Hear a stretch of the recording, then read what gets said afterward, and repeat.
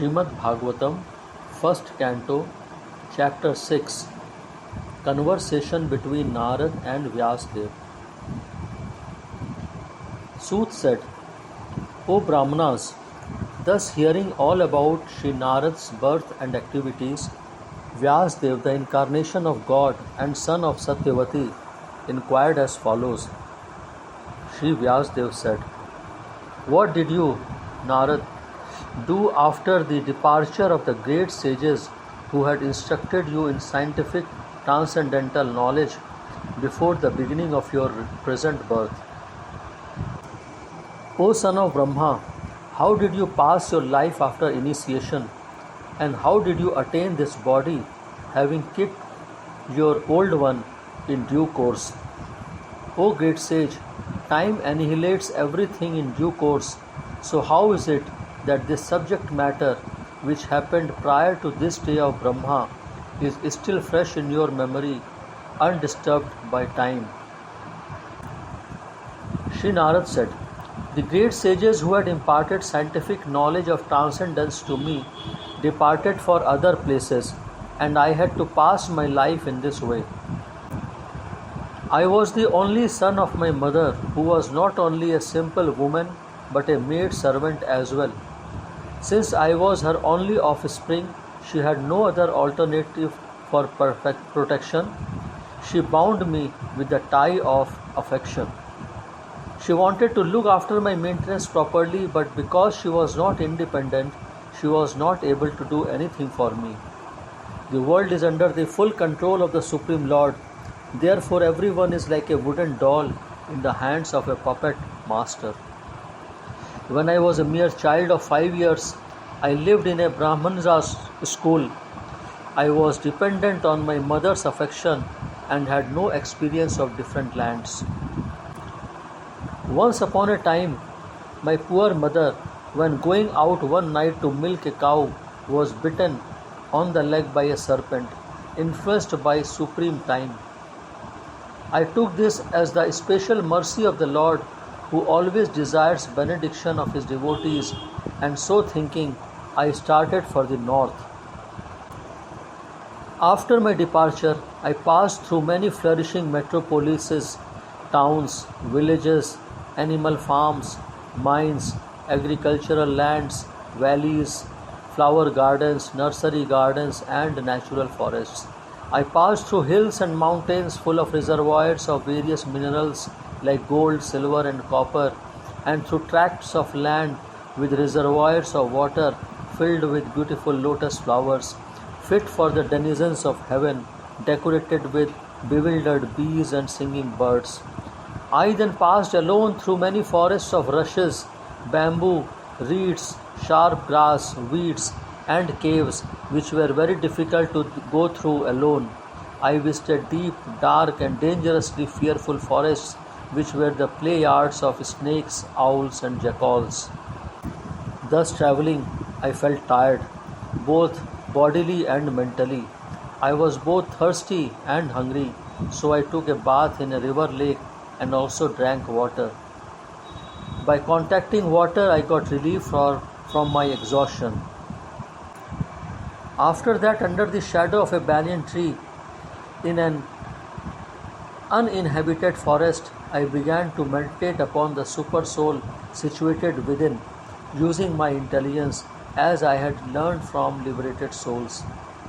As soon as I began to meditate upon the lotus feet of the personality of Godhead, with my mind transformed in transcendental love, tears rolled down my eyes, and without delay, the personality of God, Shri Krishna, appeared on the lotus of my heart.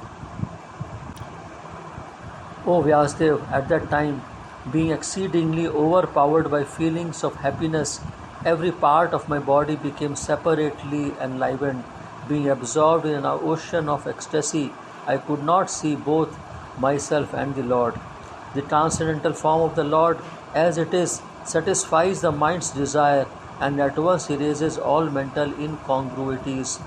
Upon losing that form, I suddenly got up, being perturbed, as is usual when one loses that which is desirable. I desired to see again that transcendental form of the Lord, but despite my attempts to concentrate upon the heart with eagerness to view the form again, I could not see him any more, and thus dissatisfied, I was very much aggrieved.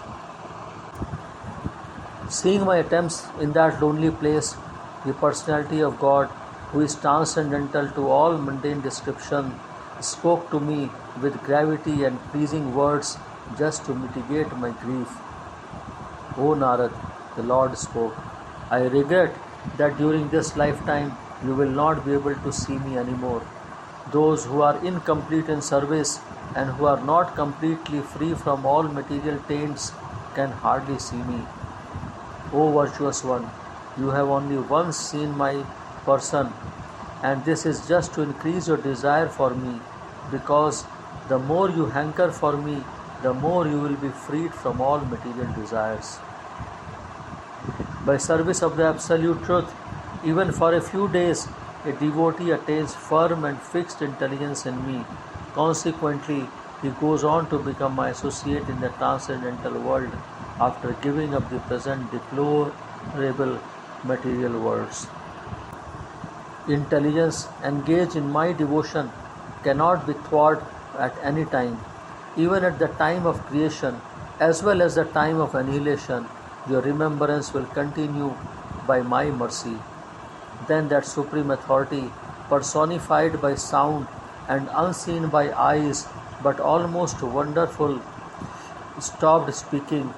Feeling a sense of gratitude, I offered my obeisances unto him, bowing my head. Thus I began chanting the holy name and fame of the Lord by repeated recitation, ignoring all the formalities of the material world. Such chanting and remembering of the transcendental pastimes of the Lord are benedictory. So doing, I travelled all over the earth, fully satisfied, humble, and unenvious. And so, O Brahman Vyasdev, in due course of time, I, who was fully absorbed in thinking of Krishna and who therefore had no attachments, being completely freed from all material taints, met with death as lightning and illumination occur simultaneously. Having been awarded a transcendental body befitting an associate of the personality of God, I quit the body made of 5 material elements, and thus all acquired fruitive results of work, that is karma, stopped. At the end of the millennium, when the personality of Godhead, Lord Narayan, lay down within the water of devastation, Brahma began to enter into him along with all creative elements, and so I entered through his breathing. After 4,300 lakh solar years, when Brahma awoke to create again by the will of the Lord, all the rishis like Marichi, Angira, Atri, and so on were created from the transcendental body of the Lord, and I also appeared along with them. Since then, by the grace of the Almighty Vishnu, I travel everywhere without restriction, both in the transcendental world and in the 3 divisions of the material world. This is because I am fixed in unbroken devotional service of the Lord. And thus, I travel constantly singing the transcendental message of the glories of the Lord, vibrating this instrument called a veena, which is charged with transcendental sound and which was given to me by Lord Krishna. The Supreme Lord Shri Krishna, whose glories and activities are pleasing to hear, at once appears on the seat of my heart as if called for, as soon as I begin to chant his holy activities. It is personally experienced by me that those who are always full of cares and anxieties due to desiring contact of the senses with their objects can cross the ocean of nescience on a most suitable boat, the constant chanting of the transcendental activities of the personality of God.